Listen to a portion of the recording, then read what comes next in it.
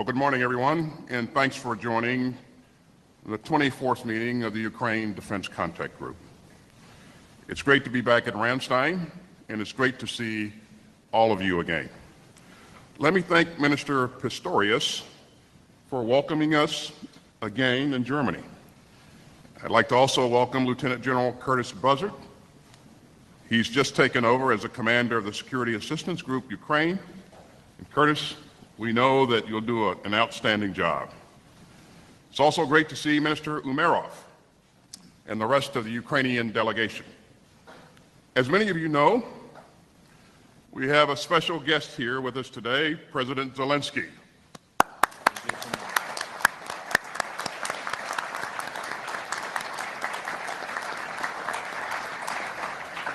And Mr. President, your forces and your people have inspired the world. And you have seen firsthand how this contact group has moved heaven and earth to get Ukraine what it needs. We are absolutely honored to have you here in person at Ramstein for the first time. And Mr. President, the floor is yours. Thank you very much, Secretary Austin. Thank you for invitation, and thank you very much for your leadership in this Ramstein format, and for working with all of our partners. And thank you, dear partners, for your strong support. Minister Pistorius, thank you so much for your support and highly practical and effective approach to cooperation, and for welcoming us today. Dear ministers, dear generals, General Cavoli, General Brown, all our partners, I'm glad to see all of you, and very much appreciate for continuously being with us since the start of this war and until now, when our brigades hold a line on the battlefield, thanks to the bravery of our Ukrainian people and your ironclad support. Now in Pokrovsk and in Toretsk, in the Donetsk region of Ukraine, it's especially overriding to feel the power of our agreements. Dear friends, today marks 1 month since our army's operation began in the Kursk region of Russia. This is the borderland from which Putin was preparing to expand the war into Ukrainian territory. He was preparing to launch a new offensive against our city of Sumy, and we have turned the tables and are pushing the war into Russia through our counter-offensive. Today we control an area of more than 1,300 square kilometers in the Kursk region, and this includes 100 settlements. A significant part of this territory was abandoned by Russian troops. They simply fled when they saw our forces approaching. Of course, a significant part of the territory was taken under control by our forces in the battles. So far, during the first month of our operation in the Kursk region, the Russian forces have lost about 6,000 soldiers killed and wounded in Kursk only, and other tens of thousands of Russian troops in other war zones. Thanks to our actions, there is currently no threat that Russia will launch a new offensive operation on our territory against the city of Sumy, as was the case in May this year when Putin launched assault against our city of Kharkiv. We also see changes in the overall war situation. First of all, as a result of our actions, Putin has shown his real interest. And this should be obvious even to those who could still believe that Putin is at war to protect some of his people or some of his security interests. At the same time, as our advance in the Kursk region, the Russian army continues its offensive in Ukraine. The most capable units of the Russian army are involved in expanding the zone of occupation of our territory in the Donetsk region. This is a clear choice by Moscow. Putin wants more Ukraine to occupy than he wants security for Russia. He doesn't care about Russian land and people.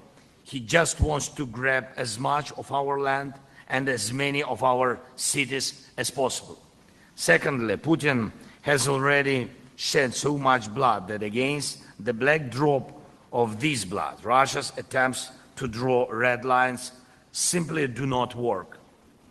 Instead, we need to keep our morale high for our joint values to rule the world and not the red lines soaked in blood. We have to sustain our spirit, stamina for the world to live by rules, to be governed by law, and to ensure security for all of us, for all nations.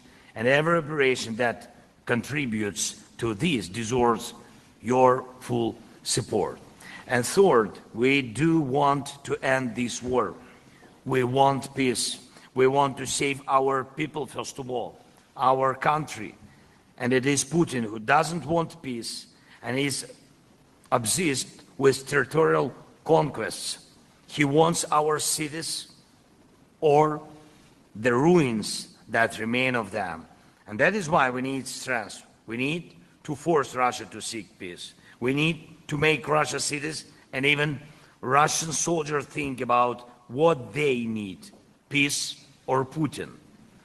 And it is realistic to push them to choose peace. Dear our partners, dear our friends, I want to say a few things now in public and some things later without the press. You all know that we are operating with a minimum of weaponry. Yes, we are grateful very much for every support package that is provided to Ukraine from you, from your countries. But we need more weapons to drive Russian forces off our land, and especially in the Donetsk region. Now, there are many people here at Ramstein who are actually warriors. And each of you understands how important it is for a soldier to know that the front line is not only based on a soldier's loyalty to his country and his oath, but also on a sufficient supply of weapons. That is why it's important that every support package that is announced is promptly put to work on the battlefield without any delay. The fighting in the Donetsk region depends on this. If Putin does not have any achievements there, he will not have any achievements anywhere or in anything.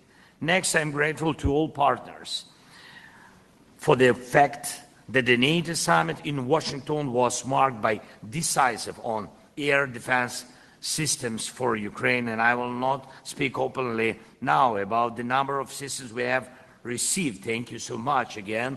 But the number of air defense systems that have not yet been delivered is significant. This is what was agreed upon, and this is what has not been fully implemented. The world has enough air defense systems to ensure that Russian terror does not have results. And I urge you to be more active in this work with us on air defense. And we have already started operating F-16s. Thank you for the support, Secretary, and to you partners. And they strike down missiles and drones. They are very efficient, but they are few, you know about it. And we need much stronger fleet of F-16s. And I have proposals that I will say when the press leaves. Third point, long-range capability. I'm glad that the United States, United Kingdom, France, Italy are represented here. Thank you so much. And I want to say this openly so that there is no speculation. Thanks to our joint courage, we have implemented very, very important operations, in particular in Crimea. These operations allowed us to return security to the Black Sea and our food export. Now we hear that your long-range policy has not changed, but we see changes in the ATACMS, Storm Shadow, and Scalps, a shortage of missiles and cooperation. And this applies even to our territory, which is occupied by Russia, including Crimea. We think it is wrong that there are such steps. We need to have this long-range capability not only on the occupied territory of Ukraine, but also on the Russian territory. Yes, so that Russia is motivated to seek peace. And one more thing I would like to say, investments, we are very ready to produce more of our own weapons right here in Ukraine. We're ready to work with you on joint production. This includes drones, missiles, and other weapons that have proven themselves in combat and can strengthen your men and women in the defense forces after this war.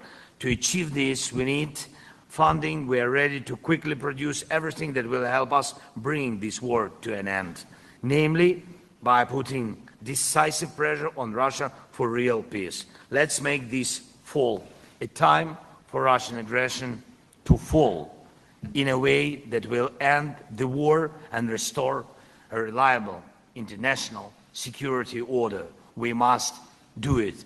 Again, thank you very much for all your support. Thank you so much for the invitation, Secretary. Slava Ukraini. Thank you. Thank you so much.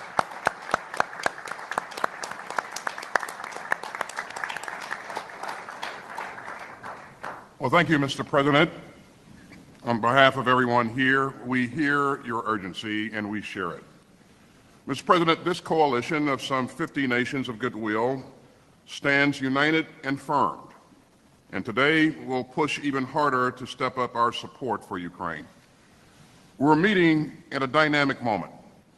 Ukraine continues to seize the initiative on the battlefield. And Ukraine's troops are now conducting an operation in Russia's Kursk region. The Kremlin's army of aggression is now on the defensive on its own turf. But we know that Putin's malice runs deep. Moscow continues its offensive in the east of Ukraine, especially around Pokrovsk, and Putin is repositioning his troops in Kursk. And the Kremlin continues to bombard Ukraine's cities and to target Ukraine's civilians. That is an outrage. But Ukraine refuses to bend. And Russia has paid a massive cost for Putin's imperial fantasies. More than 350,000 Russian troops have been killed or wounded since Putin launched his all-out invasion. And since February 2022, Ukrainian forces have sunk, destroyed, or damaged 32 Russian naval vessels. Ukraine has driven all of Russia's major naval vessels out of Crimea and pushed Russia's Black Sea Fleet further east. Last month, Ukraine sank one of 3 Russian ferries in the Kerch Strait in Russian-occupied Crimea. And that seriously reduced Russia's capacity to move equipment and troops into Ukraine. A second ferry has been out of action since Ukraine's attack earlier this summer. Additionally, Ukraine has destroyed 97 Russian combat aircraft since the start of Putin's full-scale invasion. And so over and over, Ukraine has stood up to Putin's aggression and atrocities. And this coalition has Ukraine's back. And let me highlight some of the major recent steps forward. In July, Germany, the Netherlands, Romania, and the United States announced that we would provide more Patriot air defense batteries and components. And Italy said that it would deliver another SAMP-T system. And Germany recently delivered another Irish-T air defense system and more 155 millimeter ammunition. In Germany, the Netherlands, and Denmark have all provided more Leopard battle tanks. And meanwhile, the European Union is using frozen Russian assets to fund arms purchases for Ukraine, including more ammunition from the Czech initiative to rush more shells to Ukraine. And since our meeting in June, the United States has committed more than $4 billion in new security assistance for Ukraine. We are laser focused on Ukraine's priority needs, including air defense, fires, and armor. This contact group's innovative and nimble capability coalitions continue to help Ukraine fend off Russian aggression today and deter Russian aggression tomorrow. And thanks to the work of the Air Force Coalition, Ukraine has received its first tranche of F-16 fighters. And together with our national armaments directors, we are posturing our industrial bases to meet Ukraine's needs and sustain them long into the future. But for its long-term security, Ukraine must continue to boost its own defense production. And many contact group members are already supporting that effort. Just weeks ago, Denmark committed some of its latest $115 million security assistance package to buying arms from Ukraine's defense industry. And meanwhile, with help from several European companies, the United States is working with Ukraine to design and build a substitute for the S-300 surface-to-air missile system and the R-27 air-to-air missile.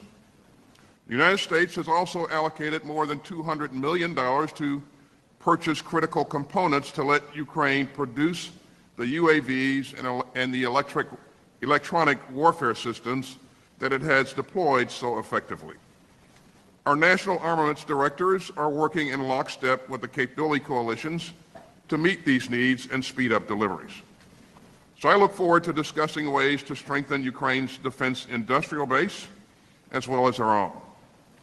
And friends, this is a critical moment. Time is of the essence, especially with winter on its way. And we must all step up our support, and quickly.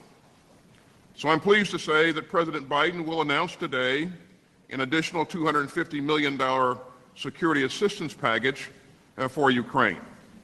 It will surge more capabilities to meet Ukraine's evolving requirements, and will deliver them at the speed of war. Ladies and gentlemen, when this contact group met in April, President Zelensky reminded us all that aggression spreads when it isn't stopped. And he's right. If tyrants think that they can invade their peaceful neighbors, we will all be less secure. If autocrats conclude that nations of goodwill will lose our nerve and abandon our principles, our world will become far more dangerous. So make no mistake. If Ukraine is not free, the world is not safe. But this contact group gives us the structure to keep Ukraine sovereign and secure. The coalition is built to succeed, and it's built to last. As President Biden has said, Russia will not prevail in this conflict. The independent people of Ukraine will prevail. And the United States and our allies and partners will continue to stand with them every step of the way. So thanks for being here. And with that, we'll pause while our friends in the media depart. Thank you very much.